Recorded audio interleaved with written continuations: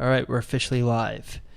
Okay. Well, I want to welcome you, Marina. Now, I want to make sure I say this right. Margulis. Margaret. Marina Margulis. Awesome. Yeah, so you're really interesting. You have a really interesting story. And I think before we start talking about empowering women, I'm kind of interested to hear how you started New York Socials because you came up with a really interesting idea, the matchmaking service. And I realized the matchmaking service may not be the best for the audience, but it's such a fascinating idea. I'd love to hear how you came up with the idea and talk a little bit about it, I guess. Sure. Well, it all started about 10 years ago when all of a sudden I found myself in a place where my friends were getting divorced. Mm, And when you throw a party, as many people can relate, you start to worry about who do you invite, who will you introduce to whom. And you end up playing matchmaker whether you like it or not. And then it dawned on me that people behave differently in a social setting that they do one on one.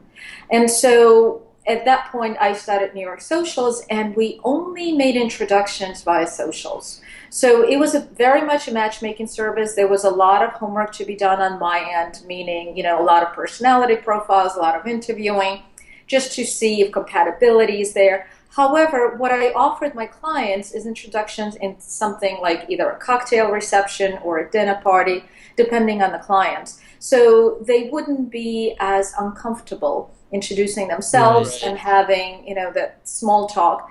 Eventually, I did get certified as a matchmaker. I then went on to get training as a coach because the one thing that dawned on me is that matchmaking is just not enough when you are dealing with people in a lot of instances coming out of long-term relationships. They forgot how to date.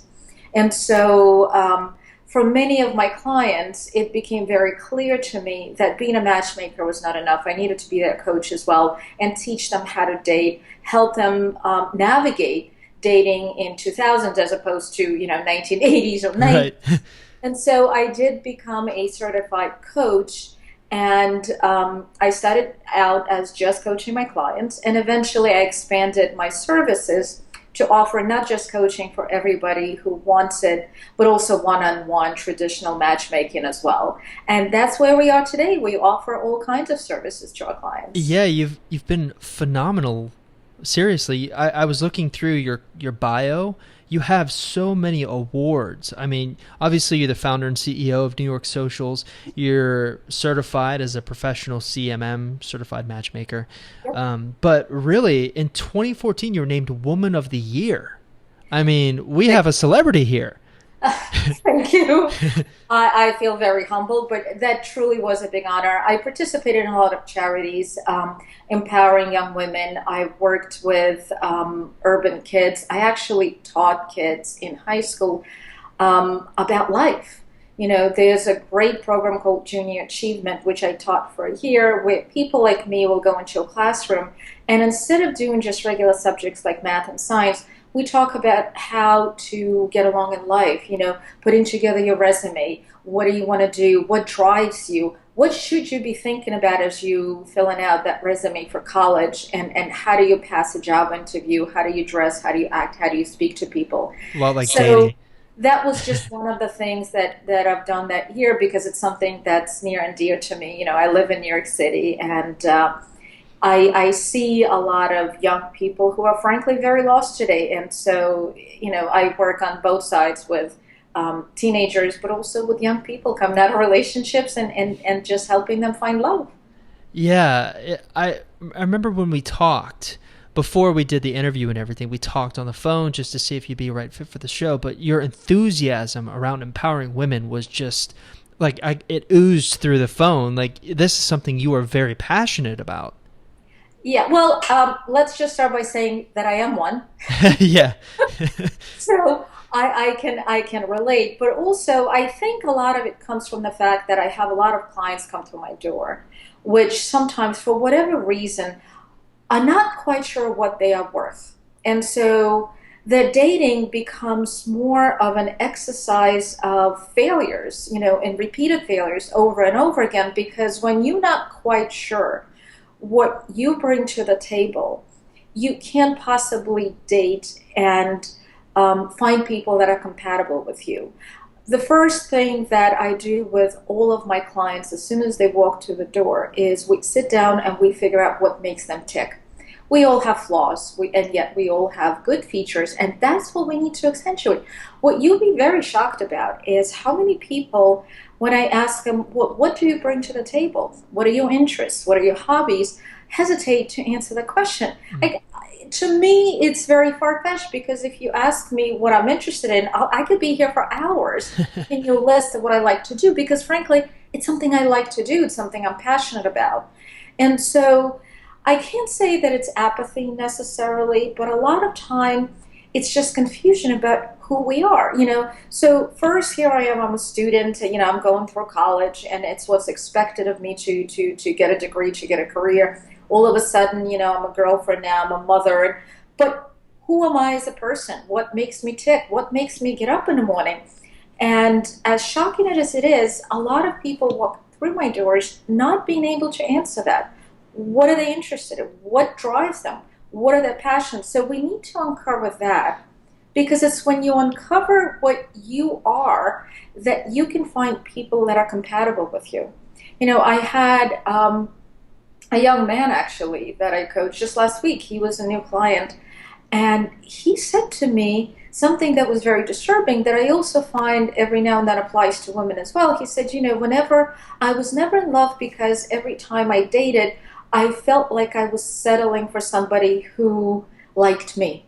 So Mm. he, in a nutshell, was so grateful that a woman would go out with him that he consistently settled for woman after woman that after a few months of dating, he realized there was no chemistry. He Mm. never really liked them from the get-go, and the only reason he dated them was because they wanted to date him, not because he wanted to date. So that is such a wrong approach to dating, and that's exactly what I teach women is to not have that approach, have the opposite. You need to understand, first of all, what you're worth, what you bring to the table, and when you do understand that, then you start to formulate your idea of not necessarily a perfect man, because the one thing I'm always adamantly against is having a list the size of a King James Bible when it comes to qualities, because those people don't exist. But a list of qualities that you would be happy with in a person, because there's no such thing as Mr. Right. Yeah. There's only, you know, Mr. Right for me, and for everybody it's different. And another issue that I found that was consistently repeating itself that I try to coach my clients not to do is look for people like us. Because very often the best matched couples are not alike, but they complement each other. And that's what we should be looking for. But how do you know who's going to complement you unless you know who you are and what you are worth? So that's where we have to begin. Yeah, yeah, I think you make a lot of really great points, and a lot of this can apply to people who are listening to this podcast, because a lot of the people listening to this podcast, I think probably everyone listening to this podcast, they're going through a breakup, and you said something that kind of triggered something for me. A lot of women I see are very codependent on the relationship. And so it almost pushes a man away when they become codependent. And I was curious, just my own curiosity, I suppose, is this something you see a lot with the clients that you work with, like where they become so codependent on the relationship that essentially they can't live without the relationship, and everything they do becomes about the relationship? Is this something you've seen a lot of? You're absolutely correct. There's two issues here. The first one, I think, is codependency on a particular person. Yeah. And that differs from relationship to relationship. I do see people who, but you know, I also find that that is particularly true in two cases. The first one is when you have your quote unquote high school sweethearts. Yeah. And these are the people who've been together for so long that they don't see themselves outside of the couple. They only see themselves as half of a couple, and that's how they go through life. So when they lose that half of the couple, they lose half of themselves. And it's very difficult to find it back at a later stage in life. The other part of it is that there are a number of women, not just women, there are men like that too, who go from relationship to relationship, and it's the very principle of being in a relationship that appeals to them, not necessarily the relationship itself. So I see a lot of women who, when they come out of a relationship, they'll grab the first guy who comes their way because they like the idea of being in a relationship. And so instead of taking the time, getting over it, and choosing what it is that they need or want in a man, they end up jumping from relationship to relationship, and none of them becomes complete or becomes fruitful, because what ends up happening is that they don't give themselves a minute to figure out what they're all about, what they like. Because also, let's be realistic. Let's say the relationship lasts longer than 5 minutes. Yeah. I am a different person today than I was 5 years ago. So if I went into a previous relationship 5 years ago, I'm different today. My interests may be different. My Right. hobbies may be different. And I need to figure that out before moving forward.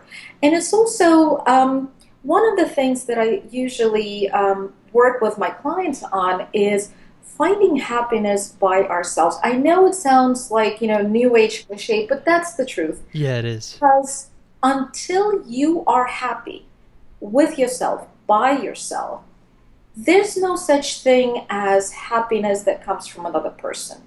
And frankly, I think it is extremely unfair when we look to the partner to make us happy, because that's not going to happen. Nobody is going to make you happy unless you're happy.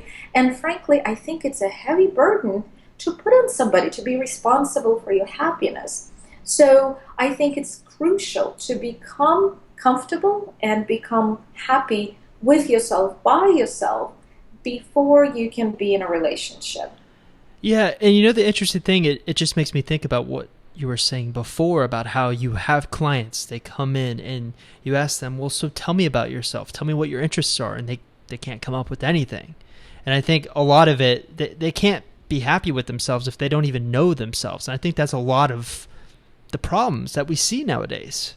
Right. And if you don't know what you like to do and what drives you, how are you looking for somebody just based on the way that Exactly. Right. it's a very superficial and shaky relationship, because as much as I think that physical attraction plays a huge part in a relationship, it has to be there, otherwise it's friendship. But as much as that is important, it is more important to have a relationship on a deeper level than just the physical attraction. But you can't have that unless you understand what your own deeper level is. So we need to start there. We need to start making baby steps. And one of the things that I usually work with my clients on is like, well, where do you find the people that you could potentially date? Mm. A lot of them are making that mistake of, living on social media, on dating sites. Well, that's all good and well, but we live in a world where, even though virtual reality has become uber big, there's still a real reality out there, Right, right. and nothing beats human interaction. And so, one of the things that I usually recommend against, and maybe I'm giving away my secrets a bit too quickly, but I absolutely adamantly am against going to, singles mingles, or social meetups for singles, because I have never yet met anybody who said, you know what, I went to this meetup for singles and I found my Mr. Right or my Mrs. Right. And you've worked with a lot of people too. Because what ends up happening is women get so disappointed because they go in, and then you have a bunch of guys who found this, relatively inexpensive gathering, and they know that the women coming in there are single, so they treat them not with disrespect, but very casually and cavalierly, meaning that, well, if she's here, she's looking to hook up. And so instead of trying to win a woman over, these guys just blatantly will, invite you to the bedroom in the Mm. first 5 minutes. And women get so flustered and so upset that they usually leave. And so, and similar things happen with all these social gatherings that are, that are put together around singles and dating.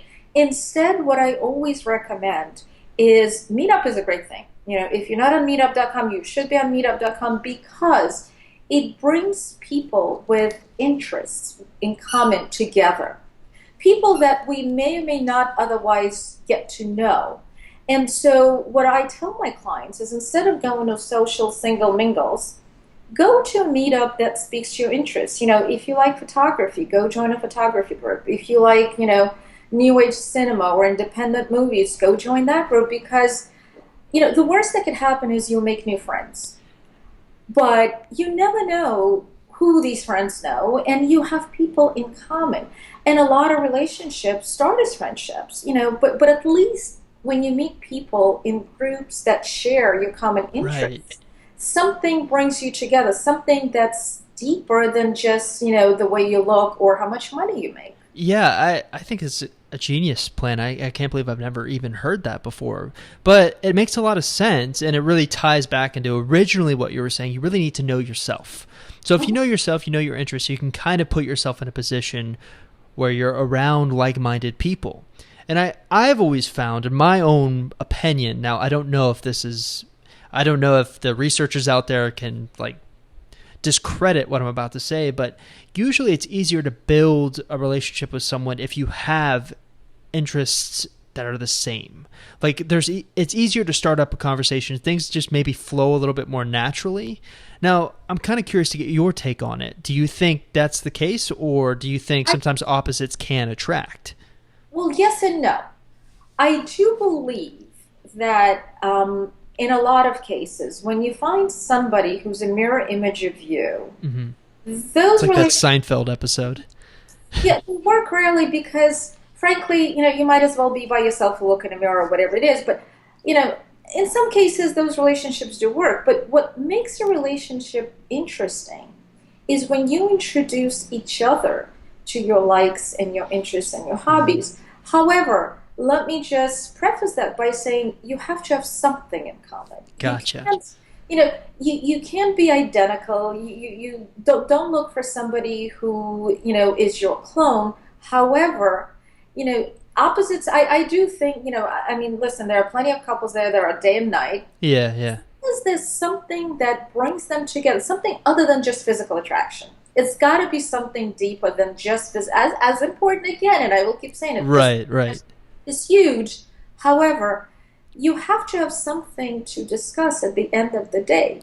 And, also, let's think ahead. Let's think that this relationship, yes, you're taking baby steps today, but let's say it progresses to, 3 dates, 5 dates, and the next thing it's 5 years, you're married, and it's now 50 years. What you have to ask yourself is let's not do 50, let's say 10 years from now, when you sit across a dinner table from this person, A, will you find each other's company interesting?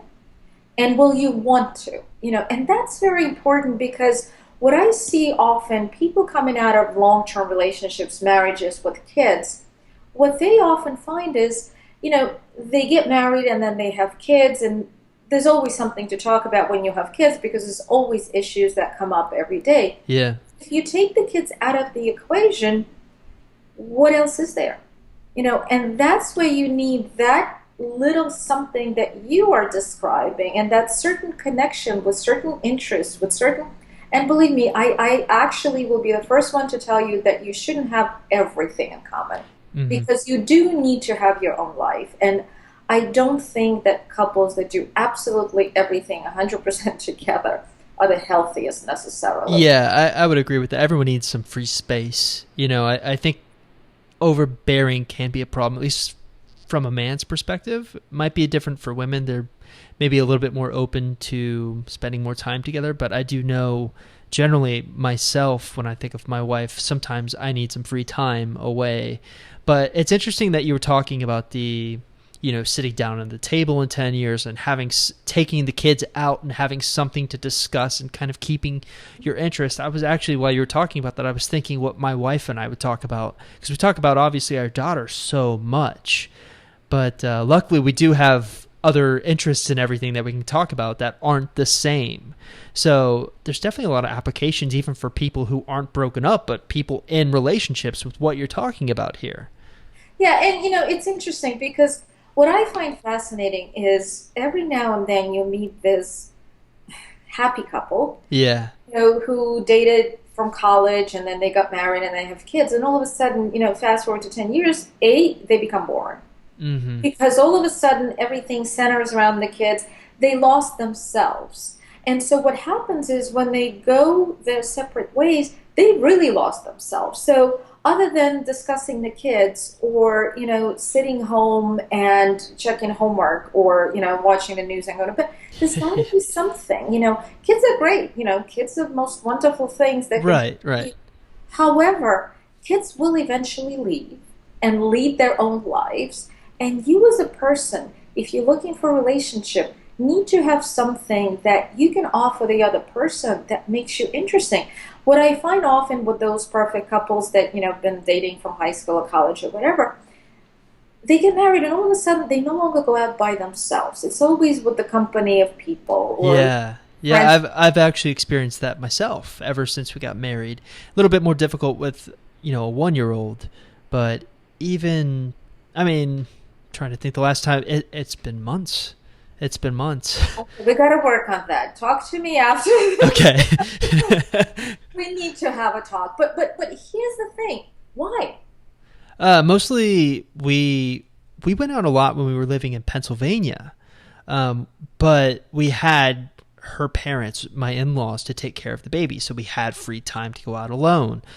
Don't have that so much when we moved to Florida because now my parents are in Texas, her parents are in Pennsylvania, so once in a blue moon when they come down, we get some free time.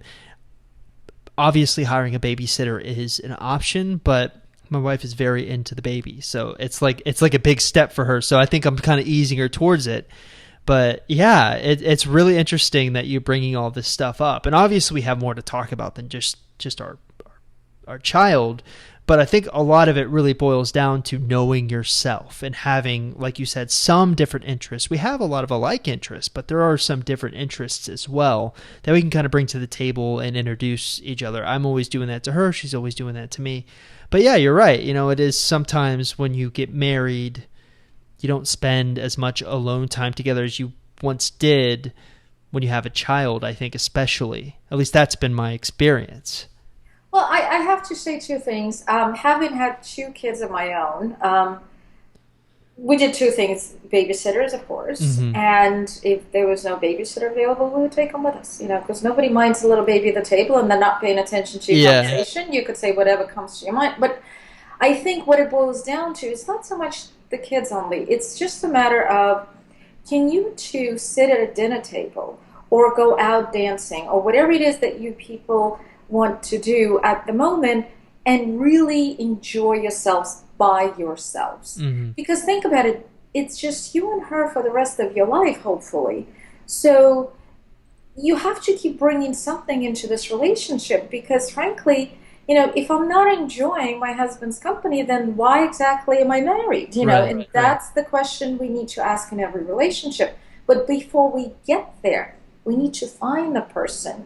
We need to find that person. And I think it's extremely important that you could be totally different people, but you have to have some common ground that you could discuss, be it politics or history or, religion, whatever it may be, but there's got to be something. And that doesn't mean that, she doesn't go to the ballet, which he hates, and he goes to football, which she hates. But then, when they're home together, they're discussing art, whatever it may be that brings them to. As long as there's something, and as long as both people evolve at least at a steady pace. Okay, so they can evolve a little bit differently, but they kind of keep up with each other because I think change is always happening. Yeah, and it's scary. See, that's another thing that I find repetitive in many relationships is that people evolve at such different levels that Yeah. all of a sudden one partner cannot keep up with each other. But that's also, in many cases, that's when you know to walk away. Hmm. Because, and I do have also, I counsel some people who come in to me before they're ready to break up, saying, well, I'm not sure I should be breaking up. And what ends up happening is, again, these people in a long-term relationship that started out great, but then one person changed at a different pace or at a different rate than or they changed in different directions. And that's very possible. People do grow apart. As long as you remember that there's something that you once had together, and of course, be willing to work at it, because I also find that all too often we are very quick to throw something away based on a whim because it's difficult to work on a relationship. Yeah. And so what happens is then we come out of it and two things happen. Either, he's a bastard, I can't believe I went out with him, or I'm trying to understand what it was that I did wrong. I just had a client about a month ago who was very distraught because she suspected that her boyfriend was cheating on her. They had a relationship for about a year. They just moved in together. She started suspecting that he was cheating. And the first question she asked herself is, is my gut being correct? Should I be listening to my gut? Or am I over? No, what she asked herself was, what am I doing wrong? Am I doing something I'm not supposed to be? Did I stop being sexy? Did I stop being interesting? Mm-hmm. And that's where we have to put the brakes on it and just say, okay, it takes two people to form a relationship. Exactly right. He doesn't want, I don't care how sexy and interesting you are, if at some point he's no longer in love or no longer interested, he's going to walk away no matter what you do. Right. So at the point that you start blaming yourself, and I'm not saying that she's not 100% at fault, but it's never one-sided. Yeah. Never 100%, his fault versus hers or vice versa. So that's something I think is always a, learning exercise when you go through a relationship. Coming out of it, it should be a lesson. It really should be a lesson. Okay, well, what did I do right in this relationship? What did I not do right? And where do I go from here? What is it that I want in my next relationship? Because I like the way it worked in my previous one, and what was it that really just went sour and I never want that to happen again in my next relationship. So that's what we have to be considering as well. Yeah, and I kind of want to switch gears here for a moment, because a lot of the people that are listening to this right now, I feel like they're in this limbo land.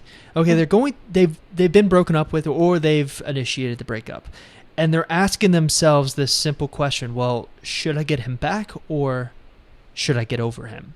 Now, someone who's in this limbo land, what would you recommend for them?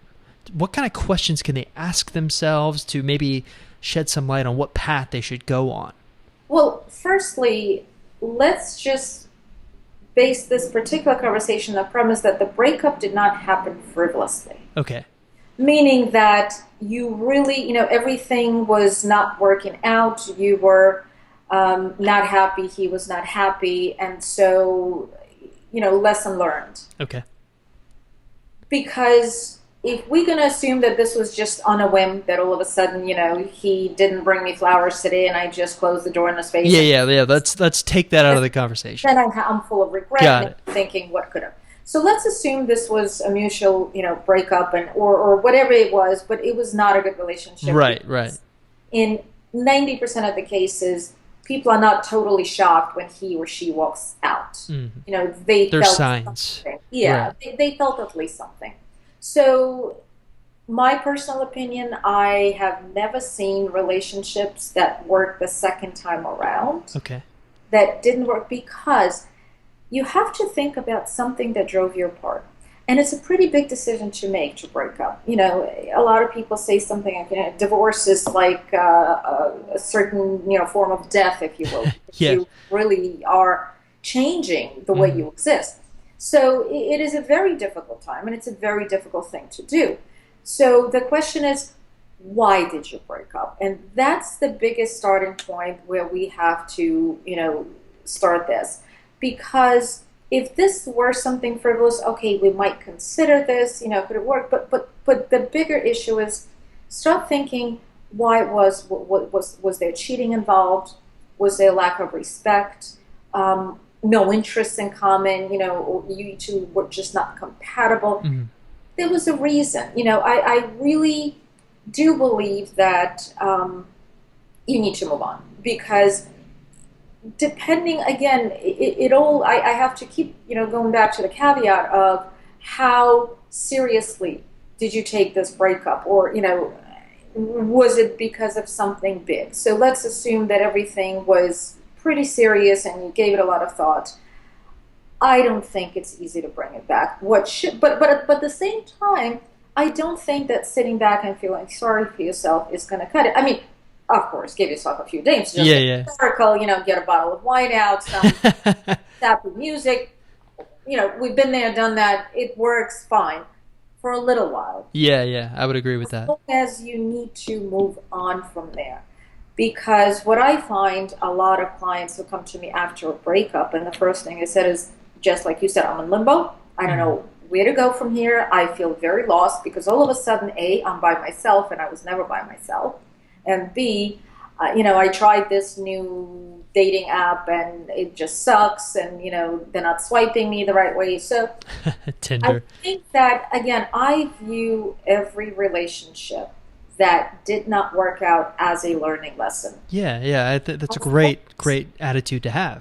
And as long as you learn something from it. Yeah, So, it's kind of like you had your moments. The relationship had its moments. yeah, So it wasn't totally a waste of time. You did have certain, respect and understanding and attraction and love or, sex or whatever it was, you had it. So let's move on. It's gone, so you can change the past. So let's not even dwell on it. So let's just take it from the present. But we do need to address the way you feel at the moment. We can't ignore that you're depressed, you're upset, you feel lost, you're not quite sure which way to go. Don't ignore that. Acknowledge that and say, okay, but where do I go from here? Because that's extremely important. So, do I want to make sure that I don't make the same mistakes that I did in my last relationship? Or, do I want to make sure that the next person I'm dating will have qualities that are not like, that loser that I left back there? But the reality is, feeling sorry for yourself for a little bit too long is not going to serve you well. You do need to do something. It's always helpful, by the way, to have a support system.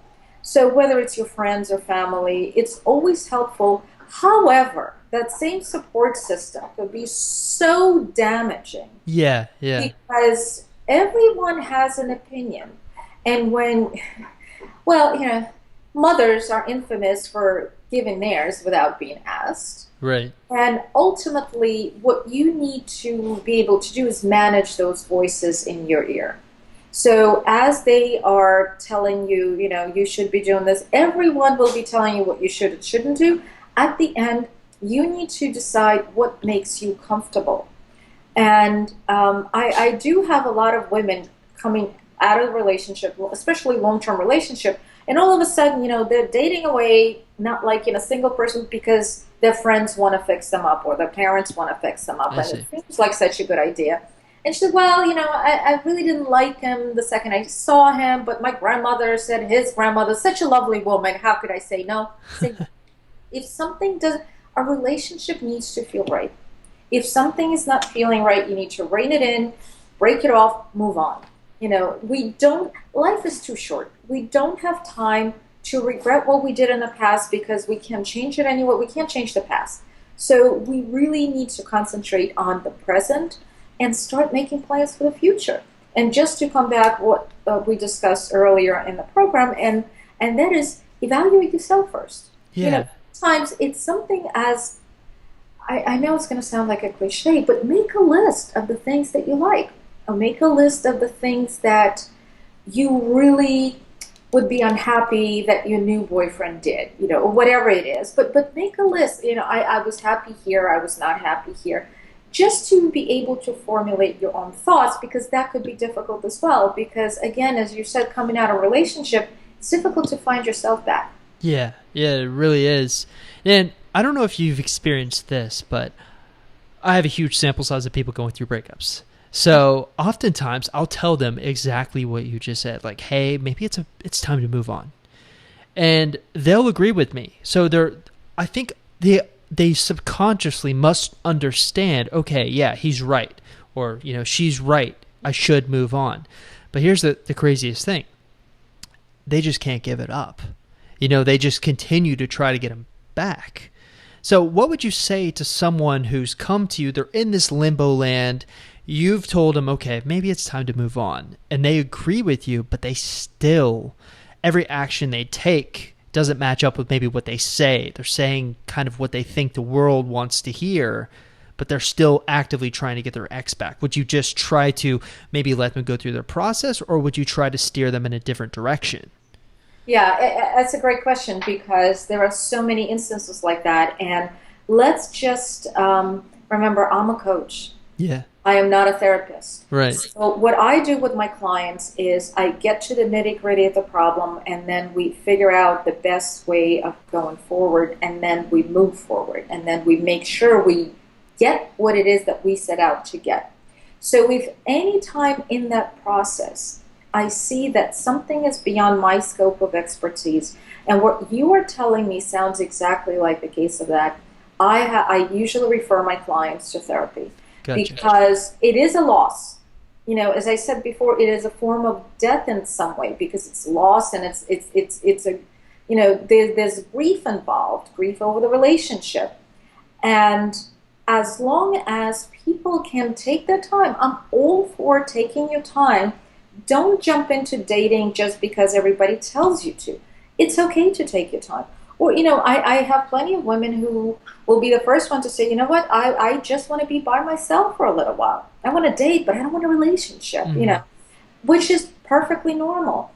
But you're the only one who knows what's normal for you. However, if I see that a client is not moving forward because of some issue of attachment that is not something that she seems to be able to break, I do refer them to therapy because I do think it's important that they speak with a professional who can make them understand why they think the way they think, Yeah. how to break that addiction, if you will, because it is very similar to that. And so that is really, but it's a great, I agree with you, it's a big problem. Yeah, it's something that we have experienced a lot.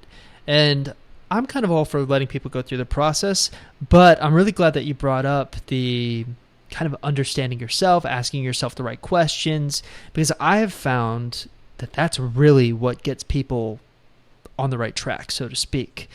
So, But I also have to say that I always recommend not jumping into something big, yeah, I would agree with that. both feet right away, because you do need to, you know, it's kind of like, again, and I hate bringing up death again, but you know, you're not necessarily looking to resurrect whatever died. Yeah. What you're looking to do is you're looking to come to terms with it. And the only way to come to terms with it is not having the rebound person next to you. You need to be able to be comfortable with yourself. You know, get to the point where you've come to terms with it, you understand the past is the past, that was your boyfriend then, and you know, that relationship is over. You need to find something new. And I'm sure that not one of your listeners will tell you that they're looking for 100% of the same relationship because, Mm. you know, otherwise the old one would still be going Yeah, strong. there are clearly problems. I mean, there's a reason for the breakup. There are clearly problems. And oftentimes they're cheating, or maybe it's out of the blue and the ex-boyfriend says, I don't love you anymore. Or maybe he really, I mean, I was talking to a woman the other day whose ex-boyfriend, they were only dating for 2 months. She was convinced that this is a very intense connection, but I was thinking, well, after 2 months, it's kind of hard to build up like a really intense connection versus someone who's been dating for 5 years. You know, there's maybe a little bit more investment into the relationship at that point. But it's a lot of what you say is just home run type stuff here. You see, that's interesting. I'm sorry to interrupt, but that's very interesting because you brought up an extremely important point. When you're in a relationship, you need to continuously check, are you on the same wavelength? Yeah, I think that's a great Because I advice. find that there are times where what I have in my head and my boyfriend has in his head may not necessarily um, Match. be not only match, but even be on the same planet. You know, I have, and you know, and so I find that to be a big problem with women. You know that they I don't know if it's because women are more nurturing and you know it's that instinctual you know feeling of you know I'm going to nurture this relationship and then by the time they get to the part where they think it's working then it's perfect and we're ready to move on. But in reality, it's not even a distinction or a stereotype between men and women. You know, I have plenty of women who said that the guy was insisting on getting married and she wasn't ready. So what we need to do is we need to check ourselves. Are we on the same planet as a partner? I had one couple where, she was picking out wedding rings and he never even proposed. So, it's a very valid point, and it's a bigger problem, I think, than we realize, where people just don't see eye to eye. Yeah, So, yeah. I'm really glad that you brought this up. This is so my first reaction to it is like, okay, yeah, she's absolutely right. But how would you go about that without starting a fight or maybe upsetting your partner? Because sometimes trying to check and see if you're on the same wavelength can lead to these kind of disagreements, especially if you're not on the same wavelength, right? Take the wedding ring example. I'm sure the guy doesn't appreciate that, right? Oh, not at all. They broke up. Of course. So, you know, Okay, let's start with the most simplest thing, and everybody overlooks it, and that's your gut. I know I say that all the time, yeah, yeah, but we all know deep in the pit of our stomachs what feels right. And if something is not 100%, chances are something is not 100%. So, first thing is you need to listen to your gut and just feel the relationship. Now, let's put the gut aside and let's go into our head. You have to be able to understand your partner. You have to be able to discuss things. But if you are continuously bringing up marriage and engagement, and he doesn't seem engaged in a conversation, then it could be a very simple conversation. Okay, well, what are your long-term plans? What are we thinking? Are you thinking 10 years? Just hypothetically speaking. Because what I find is women are a lot quicker to jump, both feet into the relationship and start making plans. hmm And guys are sometimes more hesitant and just slow moving. So what happens is then the woman ends up here and he's still down there somewhere, and before you know it, they're fighting because, like you said, they don't see eye to eye on right. this. So, you need to be able to have honest conversations without getting into a fight over it. Because if you see that every time you bring up an engagement or marriage, it triggers a fight, guess what? He's not ready for either. That's right. Because Yeah, either you have a talk with him about long-term plans, because that is important. And if you think that as a result of it, you see that, yes, marriage is in his scenario, but just not yet because you've been dating 2 months. So maybe you should put it off. But at the same time, I always coach women to check yourselves at a certain part of a relationship. Let's say you're dating 2 years, you're 35 years old, you want to have kids, and you know it's going nowhere. So at some point, you need to be able to walk away, because if yeah. what you want is marriage and what he wants is no marriage, No kids probably either. you're not gonna. Then it's not gonna happen. Right. I what I what usually bothers me is that I see women over and over again saying, "Well, I know he says that, but I'm going to change his mind." Well, I'm not so sure about that. Yeah, it's difficult to change someone's mind too, especially if they're really stubborn on the issue. And but which is why it's important to discuss these things Yeah. when you first meet. Because then it's not as uncomfortable, because again, you're not talking about each other, you're talking abstract, you're talking vague, not a first date. Yeah. But third, fourth date, let's not jump the gun on the first date. But let's say you went out a couple of times. You need to know early in a relationship what each other wants, and your long-term plans. Because if he tells you from the get-go that marriage is not in his plans, then I doubt that you will change his mind. If he's really strong, because a lot of men will be honest with you. They'll say, what, I do want to get married one day. I'm not in a rush, but I want to get married one day. Okay. However, if he says that 3 years running, and you've not been going out for 3 years, and you feel like your biological clock is ticking, then you'll need to make that decision to walk away, because he's not going to change. He's not going to marry you. And if that's the case, and if marriage is important, you need to decide at some point. It just becomes, you just dragging it out, and the pain becomes more and more with every day that you're together. Yeah. So, but again, I think it's extremely important to talk about important things in the early stages of relationship. So at least as the relationship progresses, it may not progress for both of you on the same scale. However, at least you both know that you're moving in the same direction. And it's a lot easier to do that in the beginning because if you're dating 2 years and you don't know what he or she wants, it's going to be a tougher time trying to A, figure it out, and then B, get yourselves on that same path. Yeah, yeah, it's interesting too because I feel like dating now, online dating is blown up, right? And it's kind of difficult to have those kind of conversations, especially very in depth, where you're talking about your maybe your goals or where you want to end up in life, kids, marriage, all that kind of thing can scare a man off too, especially if you're not in person, you're not in a safe space. So it goes back to what you were saying earlier about how sometimes you have to put the online world away and step out into the real world and have these kind of conversations there. Well, just to interrupt you, if you're having these conversations and they're online and you haven't met yet, That's a problem. just having those conversations. Right. Because those are not the kind, I've seen people who come to me and say, well, I've been dating this guy for a year now and, we're about to meet. No, you're not dating, Right. talking to somebody you never met online, for all you know, it's not even a he, it's a she, and she's just There's that show Catfish, yeah, exactly. So let's just make that clear. You need to take that offline as soon as possible. If it's not coming offline, if you're not making a date to meet, if you think that you find each other interesting, and what should be happening in life is surface talk, because basically a lot of stuff is in your profile, what you do for a living, your interests and all that stuff. So sometime soon after you start, you introduce yourself online, you immediately should be taking it offline. And if you're not, something is extremely wrong, because what is the reason that you don't want to meet somebody, that you want to continue this virtual relationship? So Right. that conversation should be happening offline, but it should be happening relatively quick after you meet.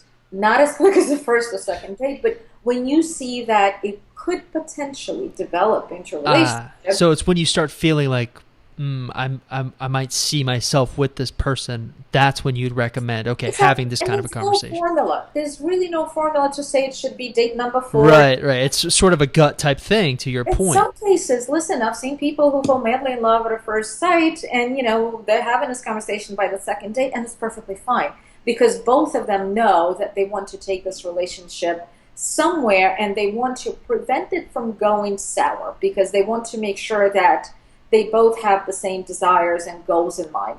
And it's extremely important to have that. And frankly, it's a lot easier to have that conversation, when you first meet than, 3 years down the road when you're fighting over them. Yeah. Yeah, I mean, it's sort of the smart way to date. And it's probably, I don't think a lot of people do it until maybe a little bit later down the road. And it's something that should be almost mandatory. So you don't find yourself with the wrong person, like you said, 10 years down the road. It's a self-defense mechanism, because you're basically questioning yourself. Well, what is it that I like about this person? Oh, he's a hunk. Good, great. But where is he going and where are you going? So is that going to be enough to sustain a relationship, that he just looks great with his clothes off? Sleep with him. But does that mean you need to, start planning a lifetime? Probably not. So Yeah. it's a lot better to get under the covers, so to speak, relatively early, because again, I think it's also easier to do that. It's easier to talk about it when it's all abstract and in the future, 5 years from now, 10 years from now, versus, listen, when are you going to get me that ring you've been promising for the last 2 years? That is a lot more difficult. Yeah, it's sort of a timing type thing. You want to have this conversation sooner than later, because if you're having it later, it's usually not a good thing. Yeah.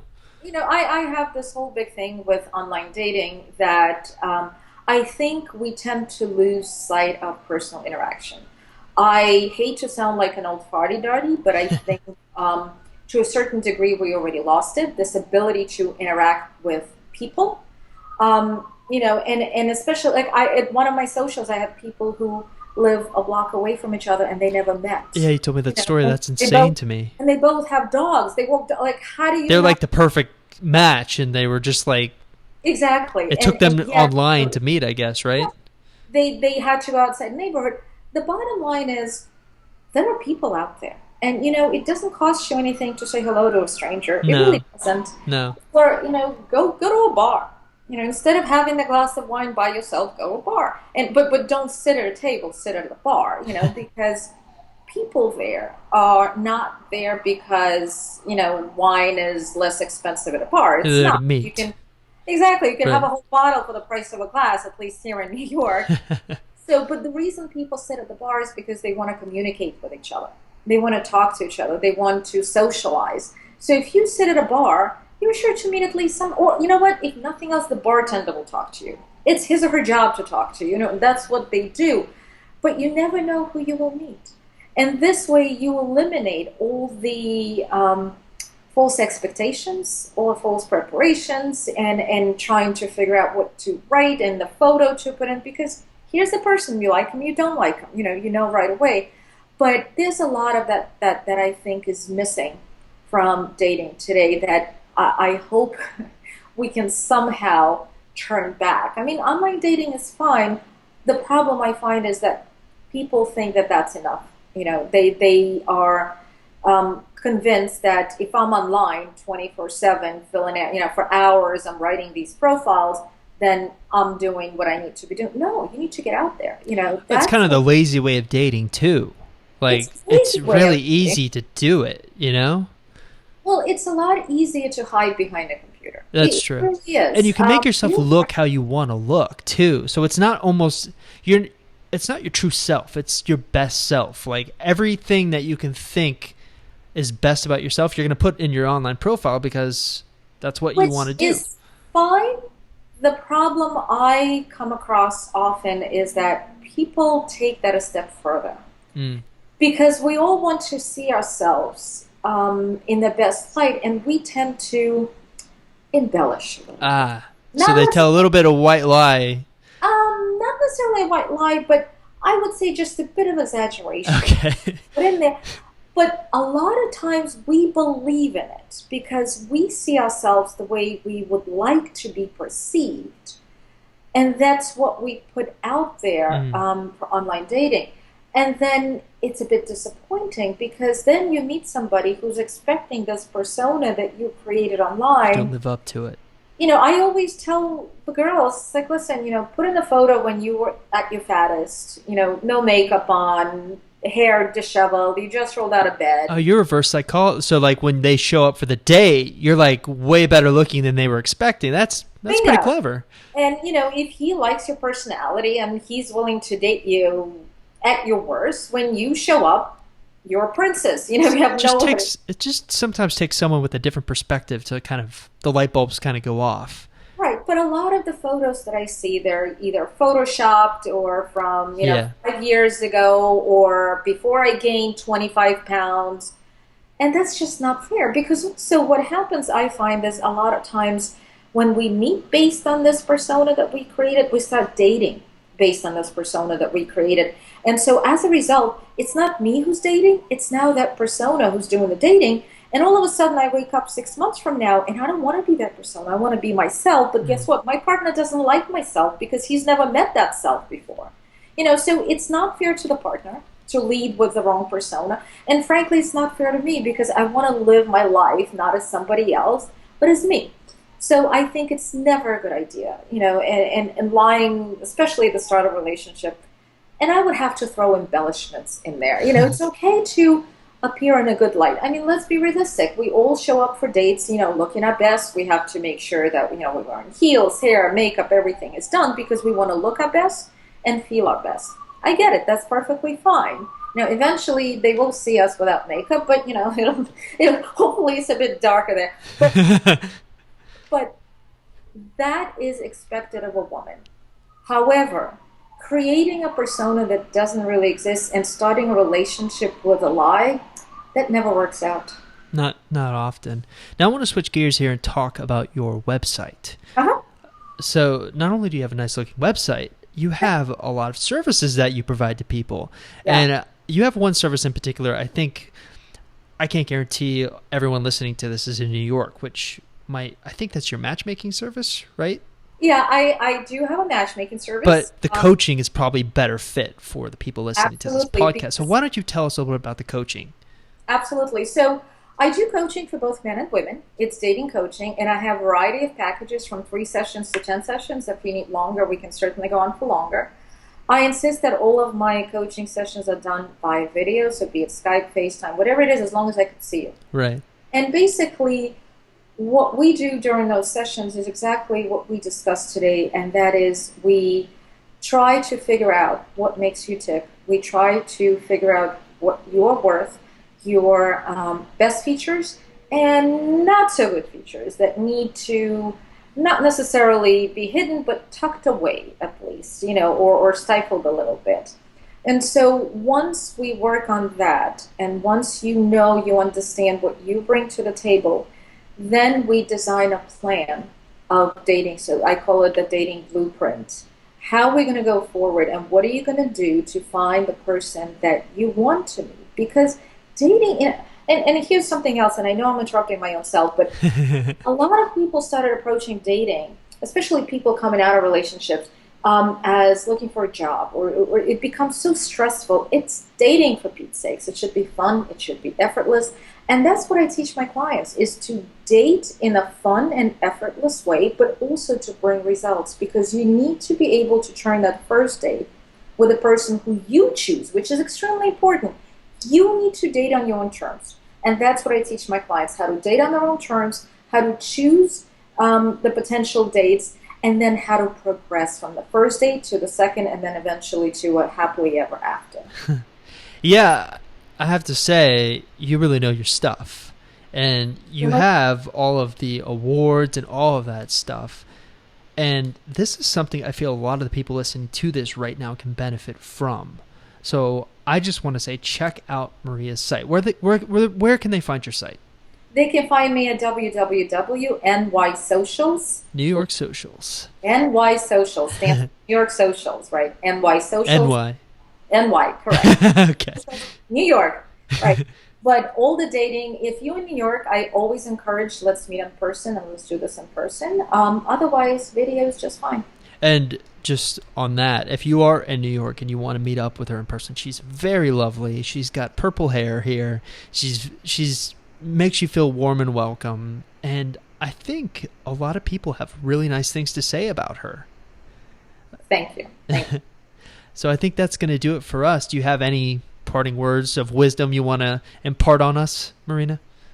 People get tired of me saying that, but dating should be effortless and fun. Gotcha. Just remember that. Okay.